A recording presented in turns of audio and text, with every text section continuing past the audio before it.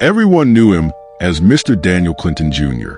He imported phones, laptops, generators, anything electronic. His warehouses were full. His offices were bright. His life was predictable.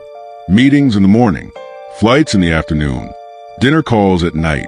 He trusted systems, maps, phones, security. That trust was the first thing they took from him. Daniel's driver stopped at a red light. The city was busy. People walked by. Shops were open. Nothing felt wrong. Then the doors opened. Not smashed, not forced. Opened. Men wearing plain clothes stepped in like they belonged there. No shouting. No guns raised. One of them smiled and said calmly, "Sir, don't fight. This will be easier if you don't fight." Something sharp touched Daniel's neck. The world went dark. When Daniel woke up, he was moving, not in a car, not on a road. He could feel the uneven motion beneath him, like being carried over roots, over stones. His eyes were covered. His ears rang. Time disappeared. They moved him for days, sometimes by vehicle, sometimes on foot, sometimes dragged, sometimes carried. He didn't know where they were going, only that every step took him farther from the world he knew, and it rained through the journey, and he felt he would die before they reached where they were taking him. When they finally stopped, the air was different. Thick, wet, silent. The forest swallowed sound. They called it the quiet ground. No roads, no signals, no sky you could see clearly. Yet they had lights, screens, radios, drones that buzzed above the trees, small devices that blinked and whispered each other. Daniel realized something terrible. This place was hidden but not primitive. They knew exactly where they were. Only outsiders didn't. They did not lock Daniel in chains. They locked him in uncertainty. A small wooden room. No windows. A floor that never felt dry. A ceiling so low he couldn't stand straight. Lights turned on and off without warning. Voices spoke to him through speakers. Sometimes they asked questions. Sometimes they said nothing. Sometimes they played recordings of his own voice. Calls he remembered making, now twisted and slowed. Sleep was taken from him. Food came at random times. Sometimes too much. Sometimes none. They never beat him at first. They waited. The first torture was choice. They told him they would hurt someone else if he didn't cooperate, but never said who. They let him imagine. The second torture was time. No clocks, no days, no seasons. He forgot how long he had been there. Weeks felt like years. Years felt like minutes. The third torture was noise. Sudden loud sounds when he tried to rest. Whispers when he tried to think. Silence when he begged for sound. Later came the physical pain. Cold water poured on him the night. Heat during the day. His body stopped trusting temperature. They forced him to stand for hours, then punished him for falling.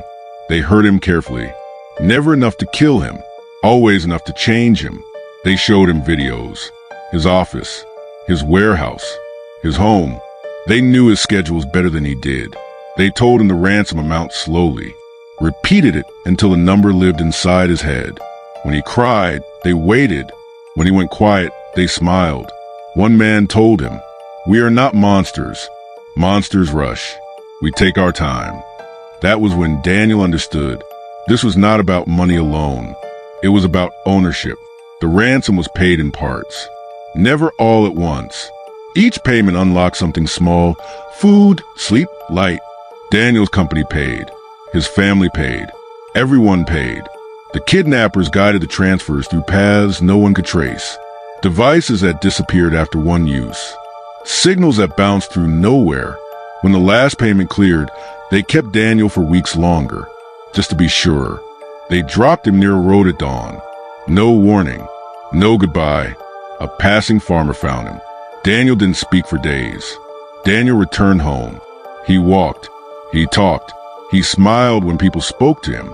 But he never slept with the lights off again. He never trusted silence. He destroyed every map in his house. He sold his business quietly and disappeared from public life. Sometimes in crowds, he would freeze because he recognized them. The kidnappers. At cafes. At airports.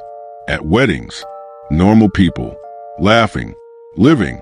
They never repeated the crime. They were never caught. And Daniel knew something the world didn't. They didn't need to do it again. They had already taken what they wanted. The forest still exists. The devices still work. And somewhere, right now, the worst men in the country are sitting at dinner tables, telling jokes, hugging their children, waiting patiently for the next name worth months of suffering.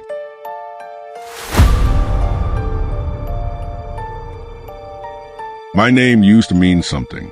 People knew me as the CEO of an automobile company, a man who spoke about engine factories, jobs, and the future. I shook hands. I gave speeches. I believed strength meant control. I was wrong. I am telling this because silence keeps them alive inside me. And because what they did to me did not end when I was released. I was kidnapped in daylight. That detail matters. It was outside my office. Cameras everywhere. Security nearby. Traffic moving like normal life always does. They didn't rush. A man dropped something at my feet. When I looked down, another man whispered my full name into my ear. Not loud, not threatening. Accurate. Something covered my face. I smelled plastic and oil. My body was folded into a space too small for dignity. I remember thinking, asterisk, this will be solved quickly. I am important. Asterisk. That thought lasted less than a minute. They moved me for a very long time. They changed vehicles often. They played music loudly, then suddenly stopped it. Sometimes they spoke. Sometimes they let silence crush me. They fed me enough to keep me awake, not enough to keep me human.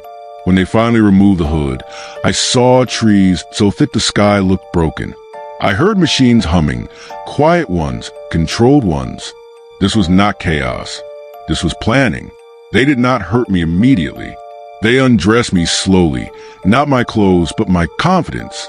They forced me to listen to recordings of myself, speeches, interviews. My voice slowed down, stretched, distorted until it sounded arrogant, stupid, fragile. Then they made me repeat those words back. If I hesitated, they waited.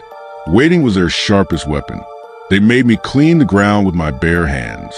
They made me eat while kneeling. They filmed me begging, not for my life, but for small things. Water, silence, sleep. They told me, you build machines. Now you will learn how easily humans break. They took my watch. Then they took time itself. They hurt me without leaving marks. Cold nights where my teeth broke rhythm against each other. Bright lights aimed at my face until shapes melted. Positions that twisted my muscles until my body forgot how to rest. They touched me unexpectedly, shoulders, neck, face, just to remind me I no longer own my body. Sometimes they laughed. Sometimes they were polite. That was worse. This is where I stopped being strong. They showed me news clips. My wife crying outside our gate.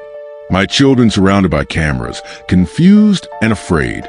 My mother shaking so badly she had to be held upright. My father, who had never cried in front of me, silent, broken, staring into nothing. They played the clips again, and again, and again. They told me my children were asking why Daddy left them. They told me my wife blamed herself.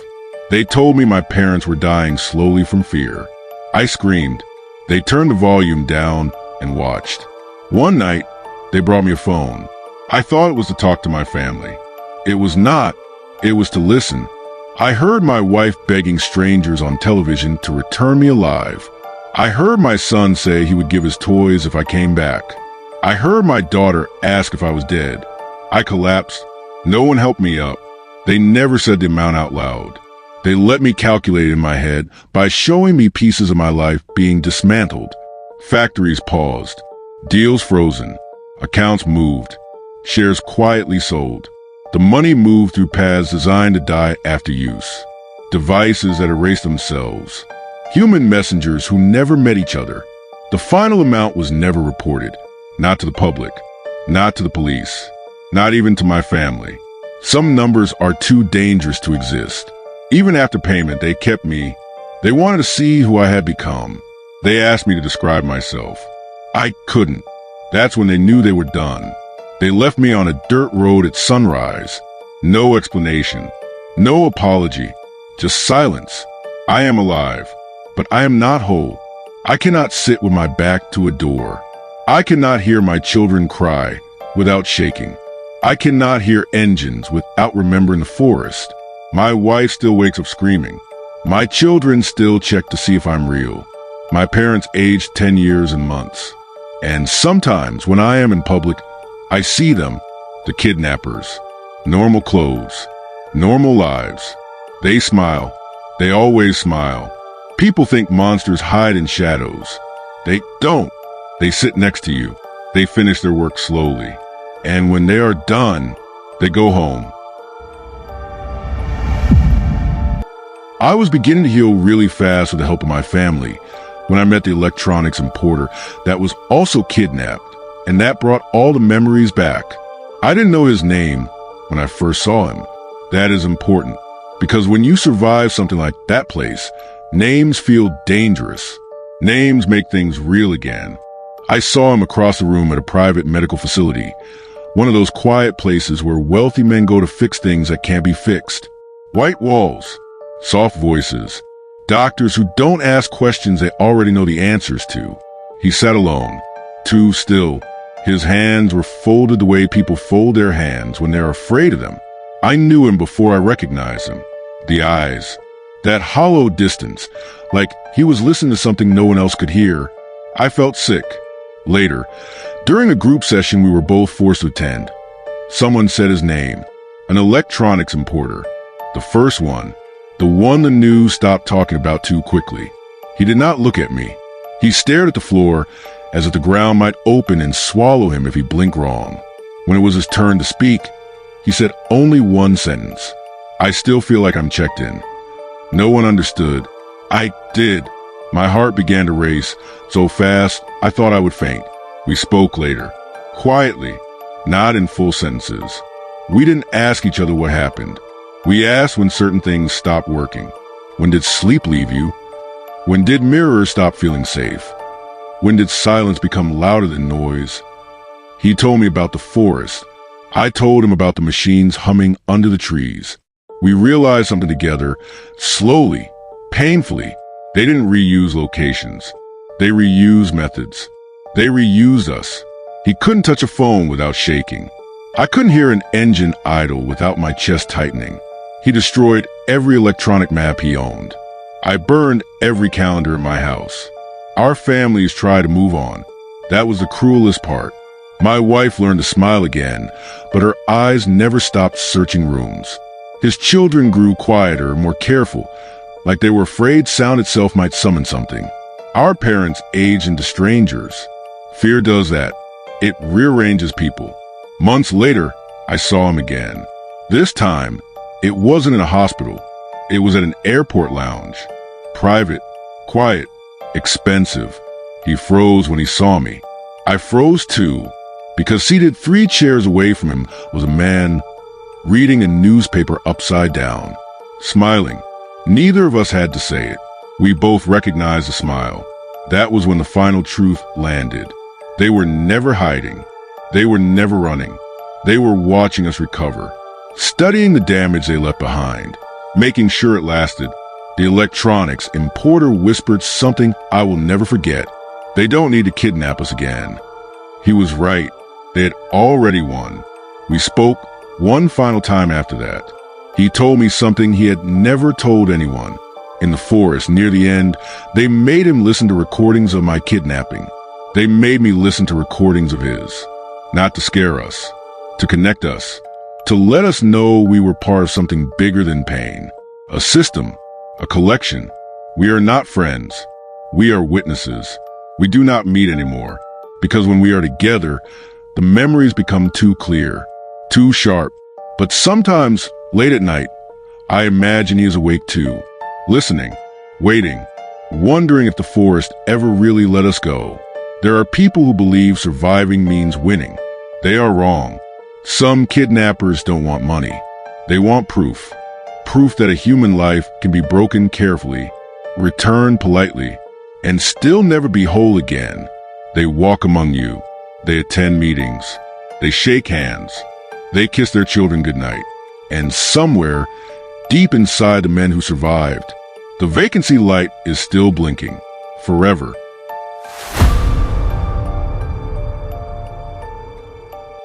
I had power once. That is not pride. That is context. People stood when I entered rooms. Cameras followed me. Security surrounded me like a second skin. I believed danger needed permission to reach me. I was wrong. They did not ask. They took me at night, near water. I remember that because the smell came first. Salt, oil, cold air. My eyes were covered before I could understand where I was. The cloth was tight. Too tight. It pressed against my eyes until light disappeared completely. I asked who they were. No one answered. I asked where they were taking me. Someone said softly, close to my ear, "You already know." That was the first time my heart lost control. I could feel it under my feet. The gentle rise and fall. The sound of water slapping against metal. A yacht, not small, not rushed. The kind of movement that says confidence. I had never liked water. I never learned to swim. Only a few people knew that. They did. That knowledge felt heavier than the blindfold. I felt hands guide me forward. I stumbled once and screamed when my foot slipped. Laughter followed. Not loud, not cruel, amused. Later, they moved me again. The sound changed. The water became violent. I could hear it rushing, pulling, angry. They pushed me into it. Not fully, just enough. Water flooded my mouth, my nose, my ears. I thrashed blindly, arms tied, legs useless. I thought I was dying. I felt myself being dragged sideways, pulled by something stronger than men. The river did not care who I was. They pulled me back at the last moment. Someone whispered, "Fear is honest." I have never touched water since. At one point, I heard sirens, distant at first, then closer. My heart rose with hope, so sharp it hurt. I heard shouting, radios, engines. Then a voice inside the boat spoke calmly into a device. A pause. The sirens faded. Just like that. Later, I understood. Someone wearing a badge was feeding them my location. Someone I trusted. That betrayal hurt more than the river. The boats moved for hours. I know this because my body forgot how to sit without shaking. The blindfold never came off. They wanted my mind to build the terror. Engines screamed. Waves slammed. Every time the boat lifted, I thought we were flipping. Every time it dropped, I waited to sink. They told me stories about drowning. Slow ones. Quiet ones. They knew exactly which words made me panic. When the motion finally stopped, I smelled smoke. They burned everything. I could hear it crackling. Fuel, fabric, metal. Every sound was deliberate. One of them said, "No footprints on water. No memories on ash." I realized then this was not a crime. It was a ritual. Where they kept me had no clear walls. Just darkness, movement, sound. Sometimes I felt wind. Sometimes nothing. They spoke to me about my childhood. About moments I had forgotten. About fears I had buried so deep I thought they were gone. They didn't shout. They didn't rush. They let me unravel myself. They let me hear broadcasts.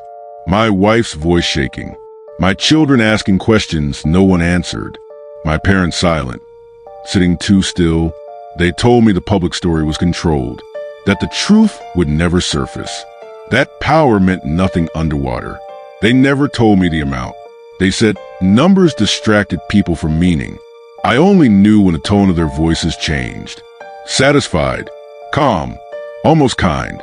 Even then, they waited. They always waited. They left me near land. Still blindfolded. Still shaking. Someone cut my hands free and said, "Go home. Don't look back." I never did. I left politics. Not loudly.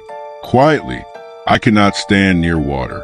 I cannot hear engines without my chest tightening. I cannot trust protection.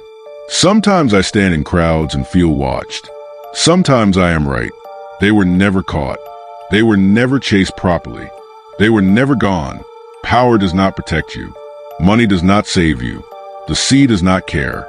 And the worst people in this world do not wear masks. They wear patience. They investigate. They wait. And when they are done, they burn the path behind them and walk back into society like nothing ever happened. We thought we were chosen because of who we were. That was the lie that kept us alive. We were not taken because we were powerful. We were taken because we were visible. Money, industry, authority. 3 pillars people believe hold the world steady. They did not want ransom alone. They wanted proof. It took years before we compared stories. Not officially, not in public. Quiet conversations, half sentences, long pauses. Only then did we see it. Each of us was broken in a different way. One of us lost trust in systems.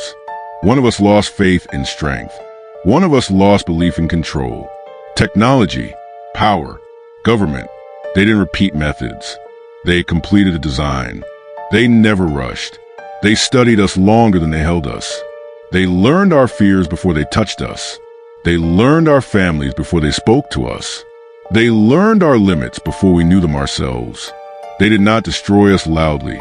They edited us, removed parts, left us functional. That was the cruelty. Each of us returned to society, and society moved on. The news quieted, the headlines faded, the public forgot. But we didn't. We learned something terrible. The world does not protect its most important people. It replaces them. Years later, we all receive the same thing. No return address, no fingerprints, no digital trail, just a plain envelope. Inside, a single sheet of paper and a message. You look for monsters in chaos. We exist in order. You think power makes you safe. It only makes you interesting. We do not kill because death ends learning. We let you live so you can carry the result. We studied money. It begged. We studied industry. It broke. We studied authority. It drowned. We did not need to be many. We did not need to be loud. We only needed time. You will never find us because you keep looking for the wrong thing. We are not hiding. We are finished. The work is complete. They were not planning more kidnappings. They didn't need to. They had already proven their belief. That no system is stronger than patience. That no protection is permanent. That fear spreads farther than violence. They turned us into warnings that could never speak fully. They live normal lives. They attend meetings. They raise children. They stand beside you in line. They laugh. And sometimes, when we pass strangers who look too calm, too observant, too patient, our bodies react before our minds do. We survived. But survival was not the opposite of defeat. It was the final stage of their work. Because we are the ones who now live with the fear, the silence, the knowing. And if you are listening to this, if it makes you uncomfortable, if it makes you look around just once more than usual, then understand this. They never wanted your money. They wanted your certainty. And once that is gone, they don't need to come for you at all. Finally, we all need to know that. There are crimes that end with arrests, and there are crimes that end with understanding. This was the second kind, and that is why they were never caught.